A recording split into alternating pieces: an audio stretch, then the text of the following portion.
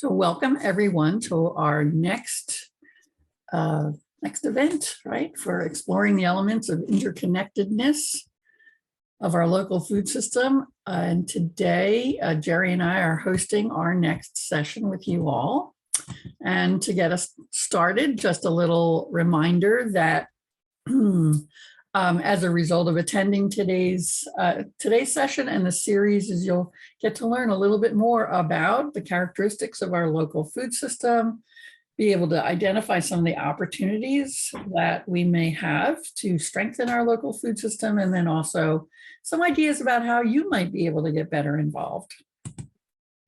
And here is a map of our local food system. It's a very kind of complex piece, but each session we've been kind of looking at a piece of it to help you all better understand kind of the complexity.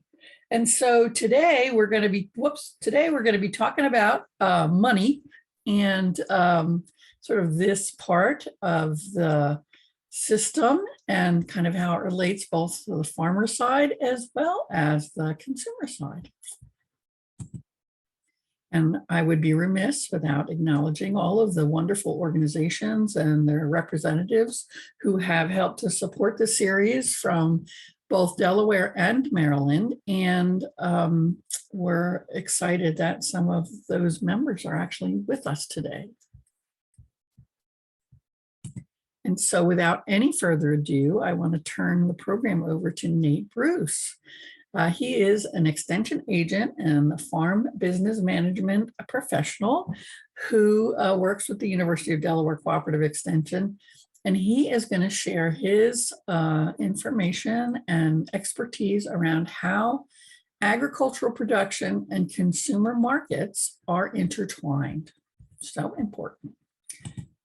So my name is Nate Bruce. I'm the farm business management specialist here at University of Delaware.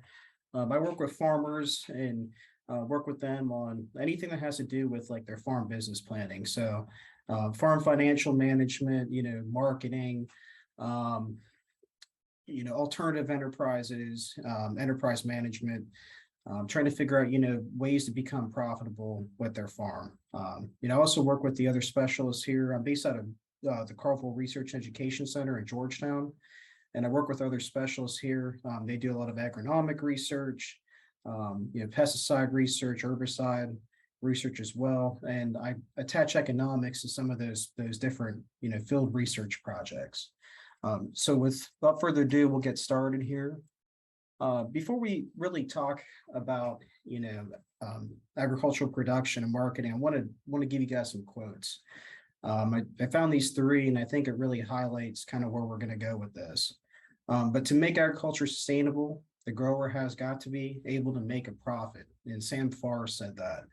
And I think that's really important. Farmers, they have to be profitable to continue doing what they are doing. We don't have as many farmers nationally as we did 10, 15, 20 years ago. And a lot of it has to do with being profitable and staying profitable. J.J. Mapes said that agriculture is a fundamental source of national prosperity.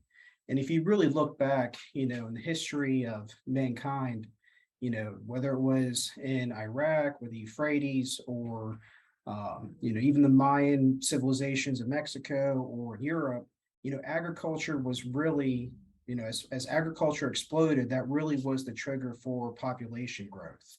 And, a lot of countries and such, that really brings pride to them and prosperity. And then the last quote is John F. Kennedy. He said that the farmer is the only man in our economy who buys everything at retail and sells everything at wholesale and pays the freight both ways. And I think that, there's not really a whole much more to be said about that quote. So we're going to cover a couple different things in this presentation, and we're going to highlight farming businesses, how they work. What are the factors that they look at for making a decision to pursue, planting something or raising a form of livestock, or, what are the factors in play there? And then talk a little bit about agricultural markets, how they work, and how they influence farmers, production decisions. So agricultural production, really, this is just the use of crops or animals to produce products for sustaining or enhancing human life. And there's agricultural production across the globe, not just here in the US. About 11% of the land in the world is dedicated to crop production. Another 26 of the planet's land is dedicated to animal pastures. And that's just like grasslands or forages with animals grazing. So quite a bit of our planet is dedicated to, producing food or fiber or livestock. Almost all food or fiber, the outputs, they're raised by these businesses and sold to a processor or distributor. And then that, ends up to the consumer. Sometimes, it's sold in a raw form, such as, like blueberries that you would get in a package, or, a processed form, or even part of a process, like corn that's turned into meal, fed to chickens. And the chicken eats that, chicken's processed, and the consumer buys that. So a lot of different things play into, mechanisms are in play here, from production to the end consumer. So, kind of the first stage of production is our family farming businesses, and they're really the backbone of both the American and international food supply. And I'm going to talk about the international side of it a little bit later in this presentation. But a lot of people that aren't around agriculture or aren't familiar with it have a misconception that farms are these big, corporate conglomerate entities, and that's really not true. In the United States, actually, 97% of all of our farming operations are family owned. And a lot of them are actually multi-generational. So, you're talking about the children, of a farming business kind of taking over the operation, continuing production, the grandchildren, things like that. So a lot of the know-how in farming is passed down from generation to generation. That also includes too, like the assets and liabilities as well. Farms, they try to scale up over time. Whether they go out and buy more land for production, or, different equipment or such like that. So a lot of this is passed down from generation to generation. As any other business, a farm is a profit maximizing business. So they're going to do things and make decisions to try to maximize their profits. This is the case with, carpenters, and trying to think of some other examples here. It's Monday. I'm struggling. Carpenters, food stores, food line, they're all going to try to maximize their profits. As I mentioned earlier, the assets and liabilities in a farming business are always typically targeted for certain types of production that contribute to the overall profitability of the operation. So, because they're multi-generational, sometimes a farm will transition from the production of one commodity to another, whether that was being profitable, and it not working out, or to switching to something that's less labor intensive, whatever it might be. But things need to be purchased for that production to happen. And a lot of times, some of those things are financed over a very long period of time, and those liabilities then become assets and are owned. So a lot of times farms can either scale up or scale down, but they all contribute to the overall profitability of the operation because they're targeted at certain types of production. And we'll talk about that a little bit more as we go on. So farm production decision making, pretty much there's a lot of factors that are behind the scenes when a farmer goes to choose the production of any type of crop or livestock or whatnot. And some examples are resource availability, financial situation, agronomics, and the marketing plan. And I wasn't really sure, who our audience was going to be for this. One comment I end up hearing, from people that aren't familiar with agriculture, they go through, a very rural place. They see a large cornfield, and it's, you can see corn as far as the eye can go, and they question, they say, why doesn't that person plant tomatoes? Or why doesn't that person plant squash or zucchini or something like that? And there's a lot going on behind the scenes where, that question it's not an easy answer to give to that person why they don't plant that or why it is the case. There's a lot going on behind the scenes. And these 4 examples I'm going to talk in a little more detail about. So resource availability, farms are constrained by many different types of resources. One of the biggest ones is machinery. Trying to go out and plant a new crop, but not having the right type of machinery, makes it very difficult. I like to use examples too when I do presentations like this. When I was working in North Carolina previously, I worked with a grower who ended up planting 30 acres of zucchini, or I think it was squash actually. And the first year they did it on plastic and drip irrigation. They had a market for it. They had it all figured out.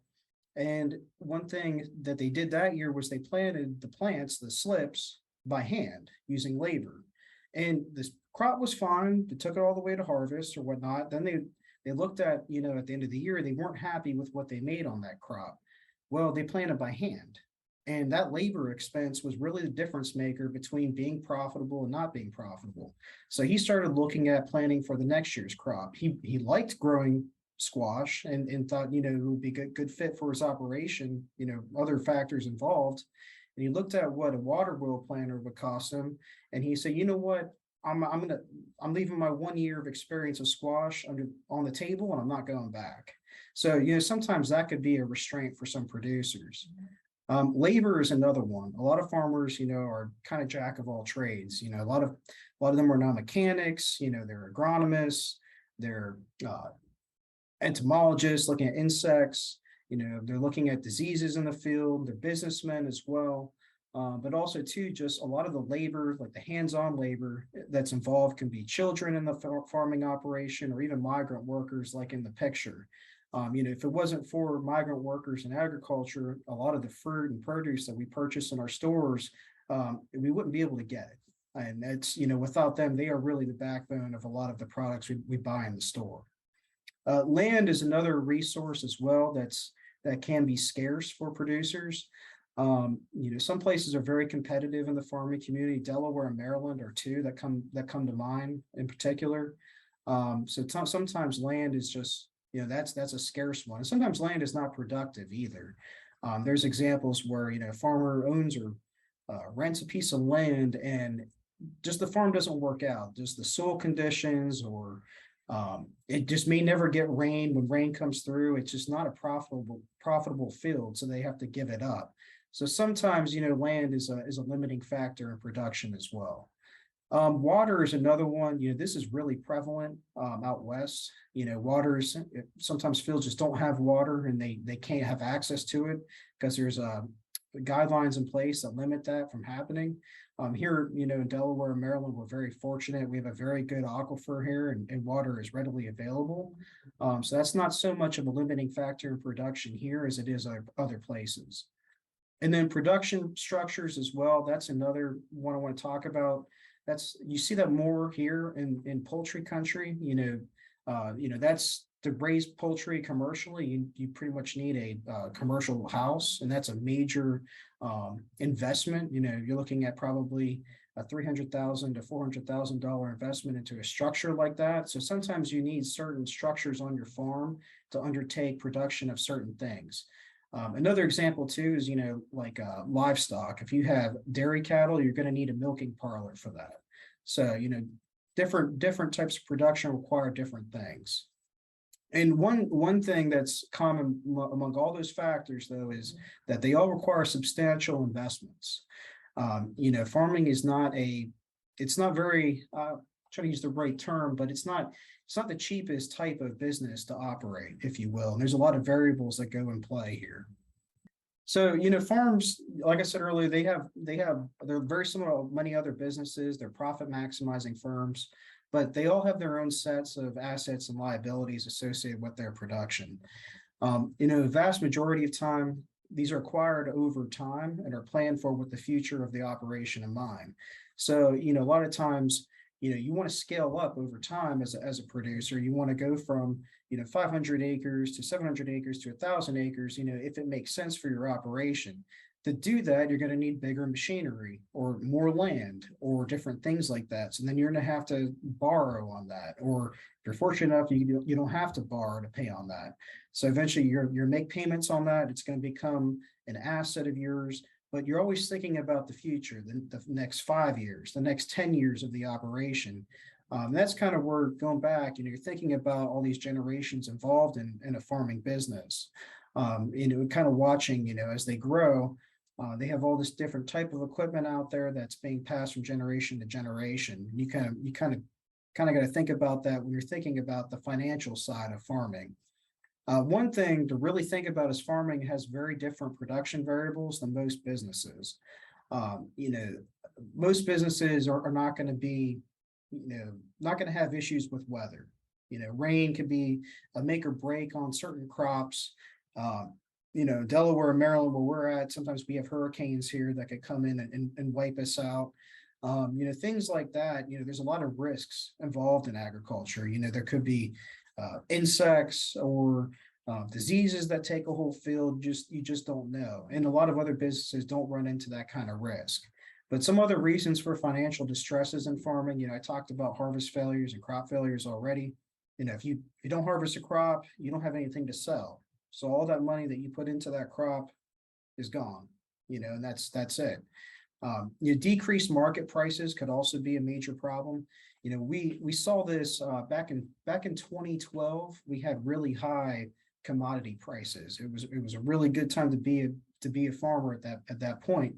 Right after that, though, the commodity prices kind of tanked, and it wasn't as good. And a lot of farmers at that time, they saw those prices and they say, you know what, I'm going to scale up. I'm going to invest in certain things. I'm going to borrow on certain things. It's time to do that.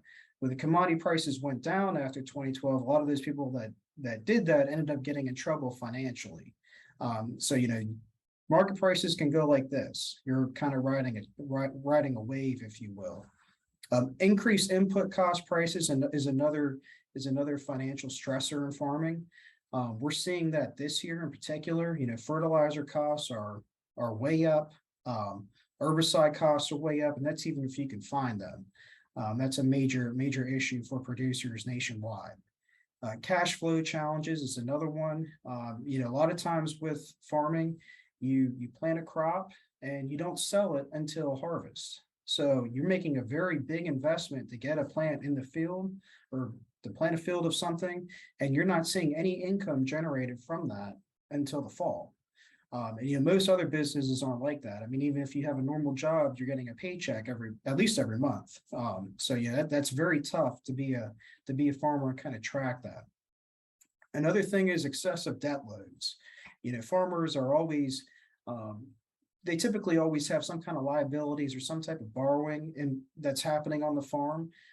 So they're always, trying to find a way to pay that off. They kind of stay in operation. That's not completely uncommon among producers. So another factor that goes into play as far as choosing, type of production on my operation or, for a producer is agronomics. And agronomics, is really just the science involved in producing, a plant for, agriculture, food, fuel, and fiber.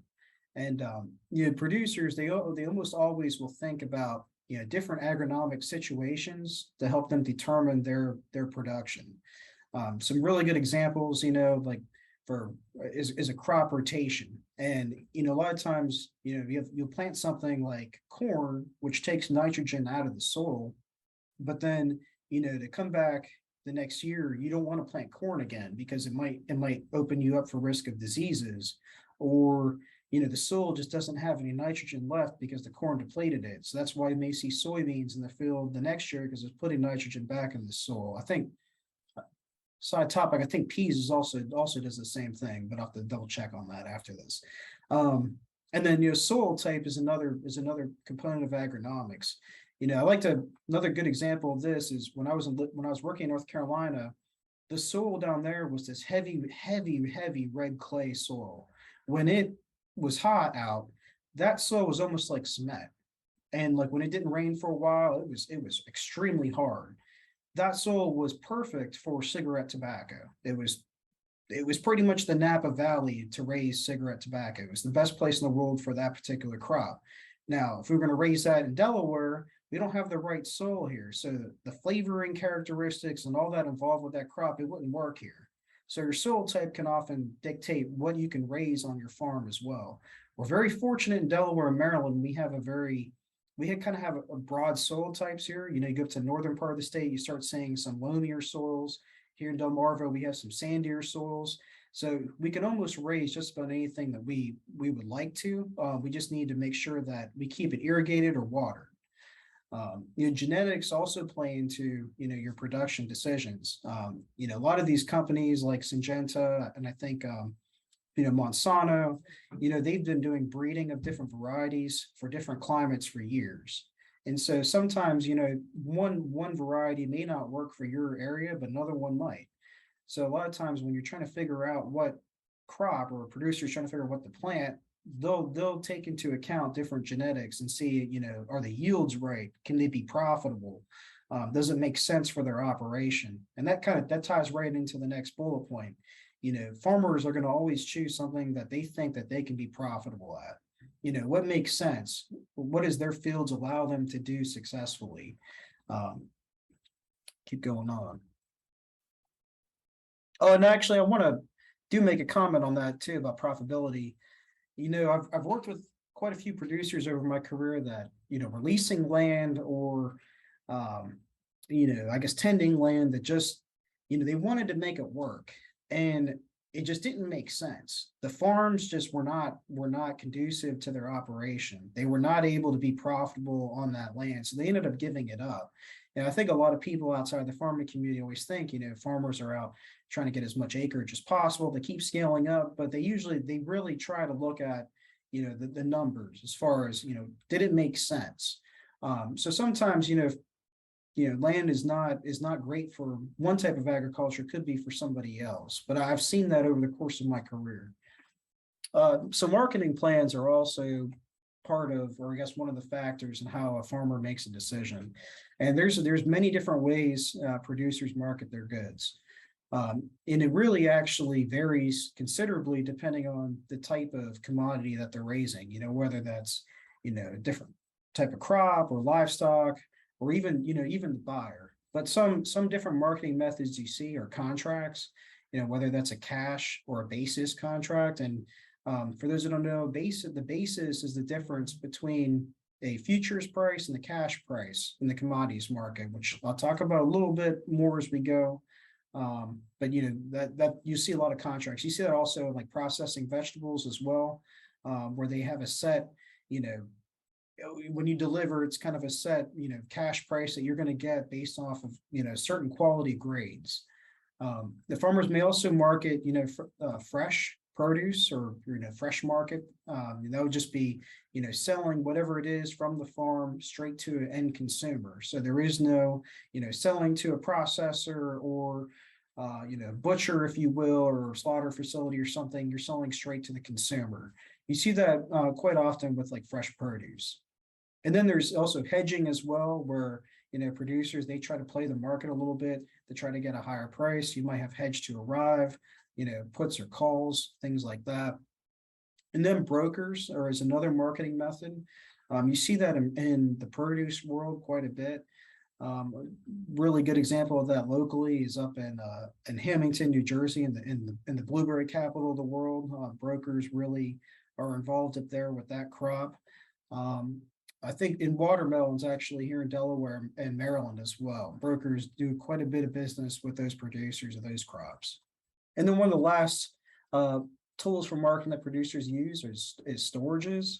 And, sometimes instead of, taking a crop all the way to harvest or at the end of the year, whether it's in September or October, and taking it to the granary and selling like corn and soybeans or wheat, things, or, commodity type crops, they'll hold on to it instead and try to wait for a higher price later. A lot of times producers don't want to stand in line at the granaries because there's, 10 or 15 trucks that they have to wait on. It's just not time conducive for everything else they have going on. So a lot of times producers will invest in on-farm storages for that reason. But, generally speaking, it's unpriced grain. They're holding on to it and they're trying to get a better price for what they raise later. So kind of talking about the different factors that are involved with on the producer side with making a decision, I want to talk to you guys a little bit more about, agricultural markets and that side of it. After a producer raises their crop, or livestock or whatever it might be, the product is sold to either a processor, distributor, or straight to that end consumer. Just because, I use the corn and poultry example, just because I sold my corn to a grain buyer doesn't mean, that's what the consumer is going to get. That's just a mechanism to feed the chickens in the poultry company to get the chicken, whether it's the breast, the thighs, or the legs or something, to an end consumer. So that's reflected in the price that the consumer pays. But the producer is getting the set price for corn that's determined based off of the commodity markets, which I'm gonna talk about a little bit here today. But that after they sell it, it may need to go through a certain set of steps, if you will, to reach it to the end consumer. Strawberries, sometimes California, that's where a lot of them come from. They need to be graded, packaged, and valued, and trying to put into set containers before it reaches to the end consumer and shipped off thousands of miles somewhere else. So just because the farmer raises a crop and they sell it doesn't mean that's the end of that crop making it to the consumer. And there's a lot of different things that are involved there that determine what the farmer gets paid.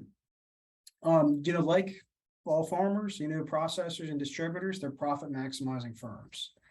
And, this is kind of an issue right now in the modern scheme of agriculture. We now have kind of, I don't want to say truly monopolies, but there's not, I guess it would be oligopolies, or maybe using the wrong terminology. But there's not a whole lot of very large like meat processing firms in the country as there were 20, 30 years ago. So, a lot of those firms that are out there, they've become a lot bigger, and they're trying to maximize their profits. So it's definitely put a strain on just your average producer across the country. So the prices for food or fiber products and what is paid the producer is determined by many different factors. I kind of mentioned that earlier, but kind of the three main ones, supply and demand, commodity markets, and then your export and import markets. So I'm going to talk about these in a little more detail. So this is, I don't know if anybody wants to put in the chat box, I'm sure, but if anybody's taking a simple economics course, this is as basic as it can get.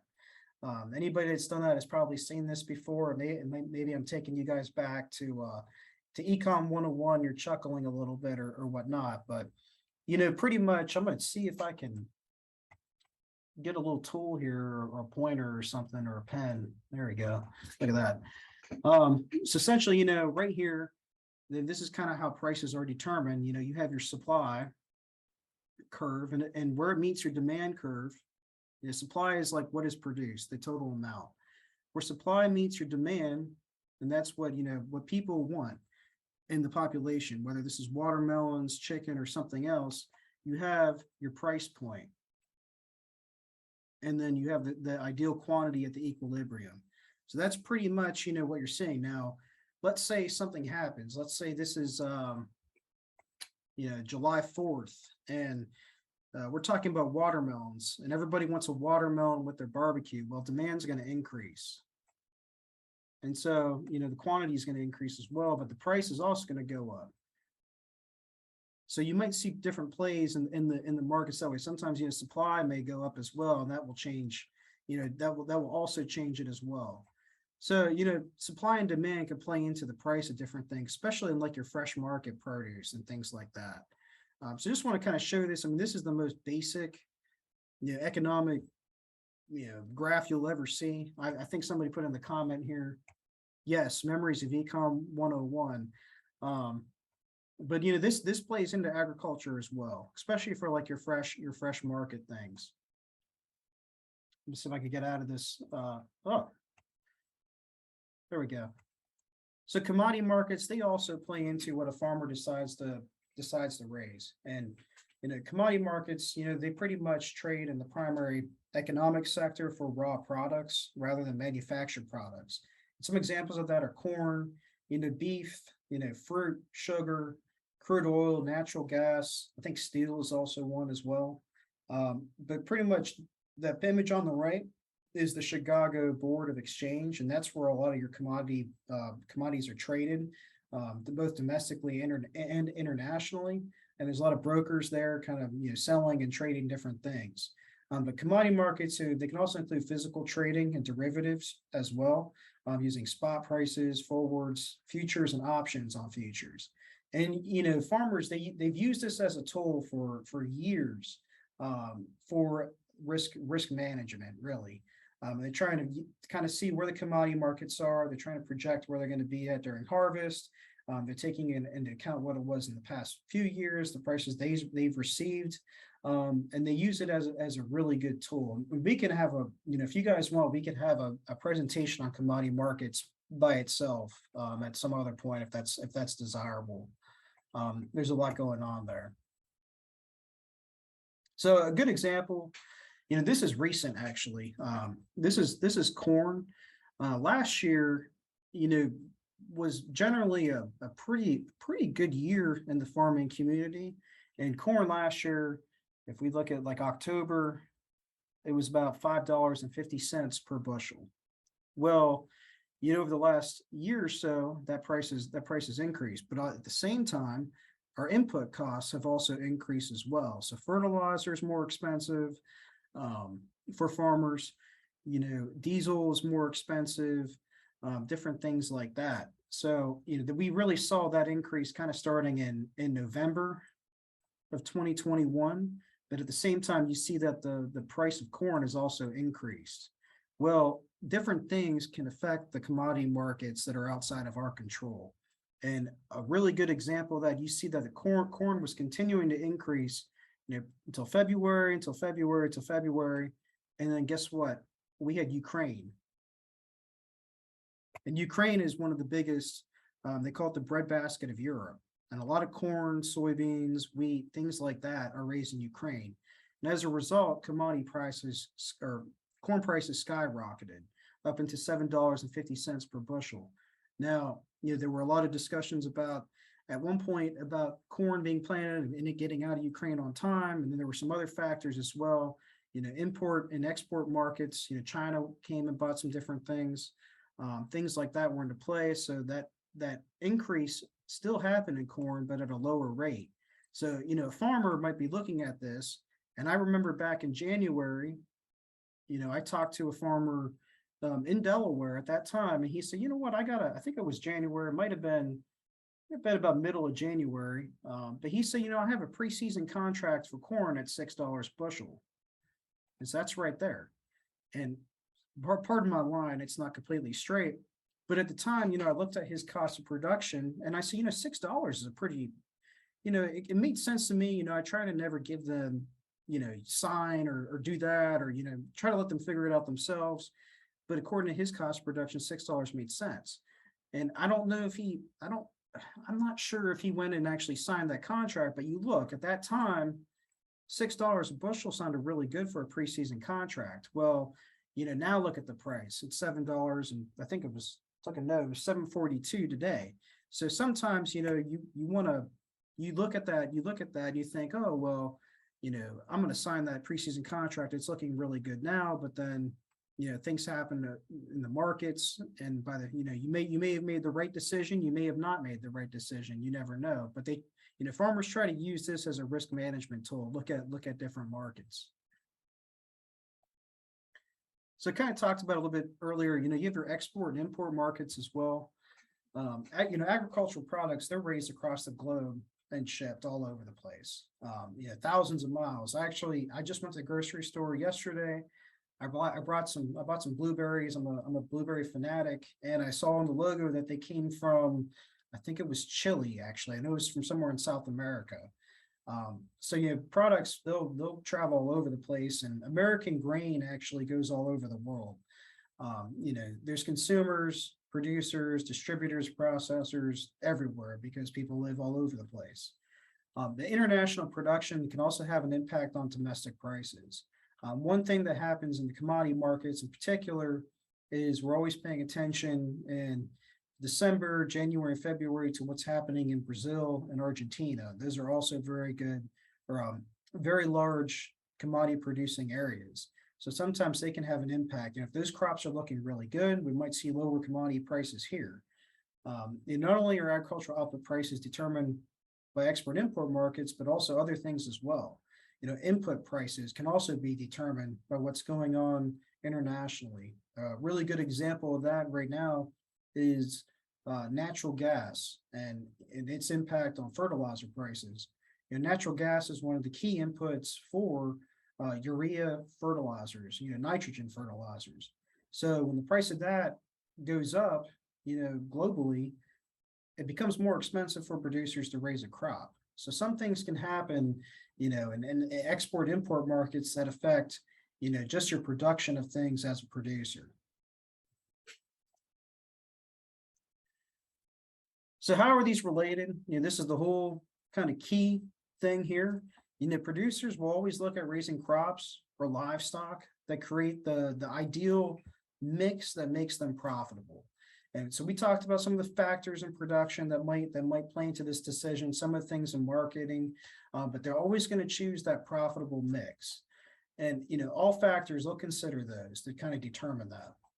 One tool, and I'm going to talk about this, I'm going to show you guys some examples, but one tool producers might employ to choose their ideal mix is enterprise budgets. Each land-grant university would make enterprise budgets. I'm not going to go too much into detail, but I'm going to show you guys a couple of examples using a budget on, different scenarios that could happen where a producer might choose, production of one thing or maybe something else, and kind of show you guys a little bit there. All right. So these enterprise budgets, they were made by University of Maryland.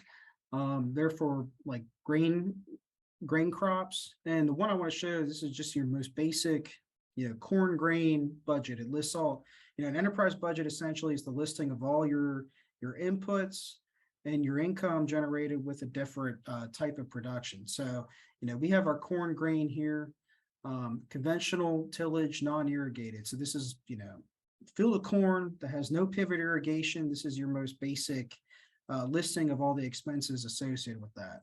So, a farmer in this scenario, he's raising 160 bushels at $5.43 per bushel, and he's making $868.80. That's his revenue. That's what he's generating. All your variable expenses, these are all the different things that go into raising this crop. Your different fertilizers, lime, herbicides, things like that. Your drying fuel, to get it down to spec for your granary. Your operating loan, the interest involved in that.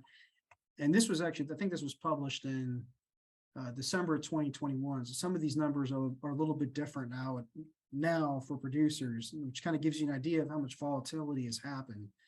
And then you have your fixed and your overhead costs. And these are things like, machinery expenses, fuel will also be in here as well, and all different things associated with that. And then you have your land charge in here as well. But with all that being said, your total variable and your fixed costs, this is the total cost to raise 1 acre of corn under these current prices. So $748.87. And then what that farmer made on that 1 acre, $119.93, with everything being constant on here. So let's throw in like a couple scenarios. Let's say, I know I looked at the prices in the commodity markets this morning actually, and the price of corn was $7.42. So let's change that. Well, if they were looking at spending this on fertilizer and such, that really bumps up what they made on that acre of corn.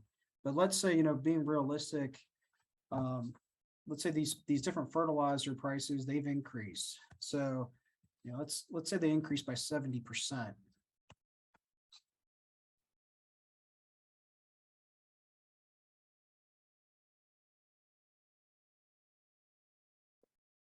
So you see, now they're what they made off that 1 acre corn is a little bit different. So, they're kind of tracking, as a producer, you're tracking, what that sale price is going to be. What is that price going to be during the season?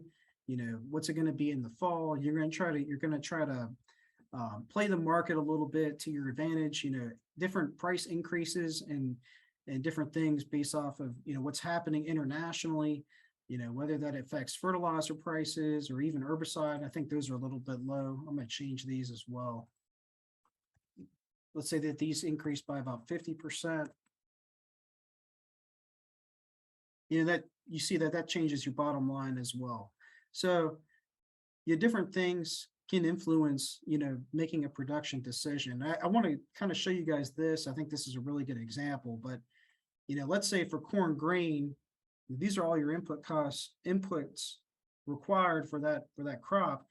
We saw a lot of, in Delaware and Maryland in particular, we saw less producers this year. I think it's a 4% decrease in corn acreage versus a 4% increase in soybean acreage.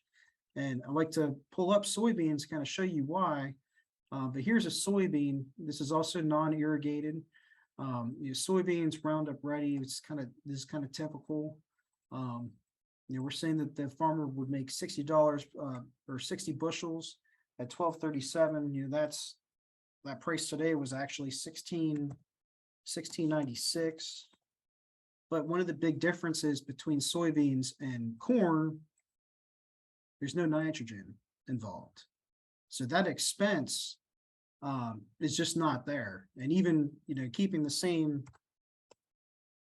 theme what we had earlier with everything else, all these price increases, the 70% increase in the fertilizers and the 50% increases in, the different herbicides. You see that, soybeans were much more profitable alternative to raise, than corn. And, this is just hypothetical situations. I kind of want to show you guys all the different things that are, that a farmer would pay to purchase, or a farmer would pay to raise a different crop of one thing or another. And usually farmers, my experience working with them, they may not have it in Excel like this or a real fancy form. They may have it on a notepad or a piece of paper where they have their historical, yields and such, where they have very accurate information. But sometimes it's the old fashioned, pen and paper with a little calculator, and very different. But they're trying to track all those different factors and choose that ideal mix. So I wanted to make sure I left plenty of time for discussion here. I know it's you guys are probably on lunch break, and I don't want to put you guys to sleep just yet. But kind of the main thing is producers, they try to raise the most profitable mix of crops or livestock for their operation. Looking at several different factors, and markets play into this. That actually plays into their decision making. Processors and distributors, they purchase those agricultural products, but they try to maximize firms. So you often hear, if you talk to a farmer and you ask them, was last year a good year? I will probably tell you 9 times out of 10, they're going to tell you it wasn't. So that kind of gives you an idea, but don't be fooled. There are good years sometimes and there's bad years, but that's agriculture. So I want to just leave you guys plenty of time to kind of have a discussion. I didn't really know who was going to be in today. I didn't know if there were a lot of people familiar with agriculture or not. So I wanted to leave plenty of time for discussion. This is my contact information, my cell phone number and my email. So if you need anything, feel free to give me a call. Like I said, I work with producers and pretty much all over the Eastern Shore and in Delaware. So if you need anything, feel free to reach out to me. Well, thank you, Nate. That was a great overview of how farm businesses really try and work with the uncertainty, right, to stay profitable. So thank you very much for that really hands-on overview and sharing some of that complexity. So it is an opportunity for folks to ask questions, and so please, feel free. I'd like to ask a question. Yeah. When you go to the farmer's market, you get fresh produce. At the farmer's market, is it farmer to consumer, or is the seller a middleman? It is farmer to consumer. Are you saying like a fresh market, like like the one in Newcastle? Yeah, it would be farmer to consumers. Okay. Thank you. Yeah. So Richard raised his hand. I'm wondering if he has a question, wants to unmute and. So Nate, generally that answer is correct for or at least from the farmer's perspective, we hope that answer is correct. But it really depends upon the rules of the farmer's market and how, and if they do have a rule that it must be, that the seller must have produced it, how thoroughly they enforce that farmer's market enforces that. So sometimes you can go to a market and the consumer can believe that they are buying from the farmer that produced it, but that's not always necessarily the case. Again, it depends on the rules of the market and how thoroughly they're enforced. Thanks, Richard. There's another question in the chat.